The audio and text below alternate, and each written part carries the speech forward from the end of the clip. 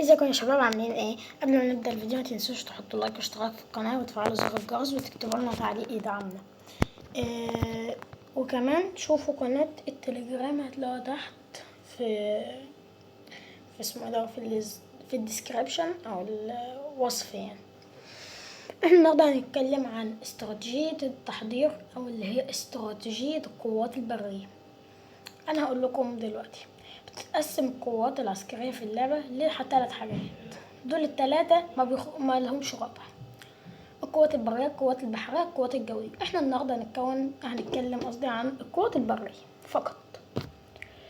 مكونات القوات البرية: بتتكون القوة البرية من الوحدات التالية اللي هي مشاة، مدرعات، الراجمات، الرادارات، أنظمة الدفاع الجوي. أنظمة الدفاع الجوي دي بتشمل 3 حاجات: المضاد السوفيتي أو المضاد السوفيتي ده بيستخدم للتصدي للهليكوبتر. في حاجة اسمها مضاد الصواريخ البري، ده بيستخدم لاعتراض الصواريخ المعادية، ويعد من أهم وسائل الدفاع في المراحل المتقدمة اللي هو في اليوم 50 أو لا مش 50 يعني 30 أو 40 كده، عشان بقى بيبدأ كله بقى يبقى معاه نووي، يبقى معاه حاجة زي ديت كده. فبقول لكم بقى نكمل. فبقول لكم وفي كمان الباترويت ده بيستخدم للتصدي للطائرات. هقول لكم بقى استراتيجية التدريب. غالبا في بعض الدول بيبقى بتمتلك حوالي 6 مدن أساسية، وهو ده العدد المتوسط في أغلب السيرفرات يعني.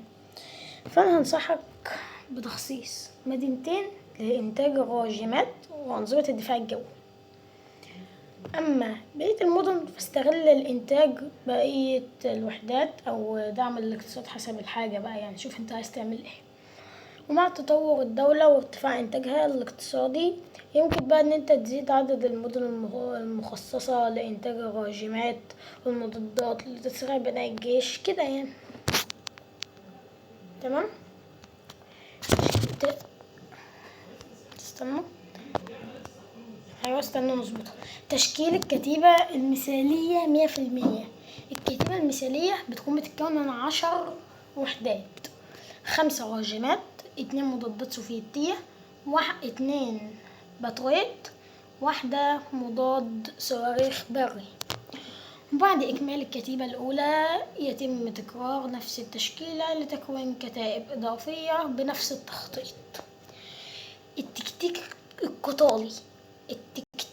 القتالي يعتمد الجيش ده على أسلوب الكر والفر. يعني ايه الكر والفر؟ زي ما احنا بنقول عندنا في مصر ايه، انتش واجري، هو ده اضرب واجري. وجاي تقصف القوات، تقصف الهدف ده بالراجمات. بعدين تنسحب الكتيبة بعد الضرب على طول، فاهم؟ بعد انتهاء بقى وقت إعادة التلقيم وكل ده أو اللي هو الريلود يعني، تقوم جاي رايح تاني وتقوم جاي قاصف نفس المدينة وتقوم جاي راجع كده. انت بقيت ايه؟ اقصف واجري. فانت كده بتدي وقت للراجمة بتاعتك ان هي تعمل ريلود وان هي تضرب الهدف بسرعة وتمشي بسرعة من غير ما تخسرها او كده يعني. لو انت بقى اكتر من واحدة، تكرار العملية ديت بقى ايه؟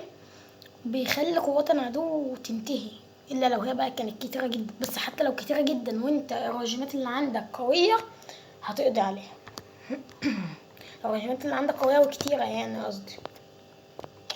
تمام. ملاحظة بقى، عايزة اقول لكم حاجة بس قبل ما نوصل. التكتيك ده بيقلل الخسائر ويحافظ على الراجمات لانها لا تتحمل الاشتباك المباشر. كمان عايزه اقول لكم على حاجه، عشان انتوا دلوقتي هتلاقيكم قاعدين بتقولوا في سركم ايه ده انت خسران في السيرفر ده ليه؟ هقول لكم عشان اول ما انت بتبدا في اسمها ايه، لما انت بتفتح حساب جديد بيدخلك على سيرفر، ماشي؟ فانا دخلت سيرفر اللي هو الشرق الاوسط. بعد ما دخلت الشرق الاوسط دخلت سيرفر تاني، ماشي، دخلته كده عشوائي. فهو بعد ما دخلني واختار لي هو كمان دولة عشوائية، لقيت السيرفر ده دخلت ببريطانيا، يعني دولة زي الزفت، لا انصح بيها، او انا اللي ما بعرفش العب بيها. نرجع تاني، ملاحظة بقى، ما تسيبش الراجمات ثابتة بعد تنفيذ القصف، وده اول حاجة. رقم 2، احرص دائما على ان انت تخلي مع الراجمات هليكوبتر او مقاتلات، وحدات ثقيلة، اي حاجة جوية. انا بقول لك اهو، زد عدد مدن الانتاج الراجمات والمضادات، لانك هتحتاجها تدريجي وهتحسن في اقتصاد دولتك.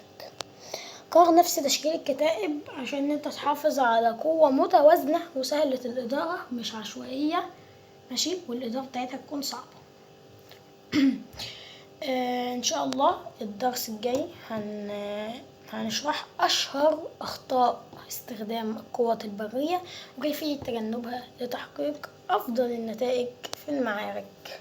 انتظرونا الفيديو الجاي مع حكاوي انس، واشوفكم الفيديو الجاي.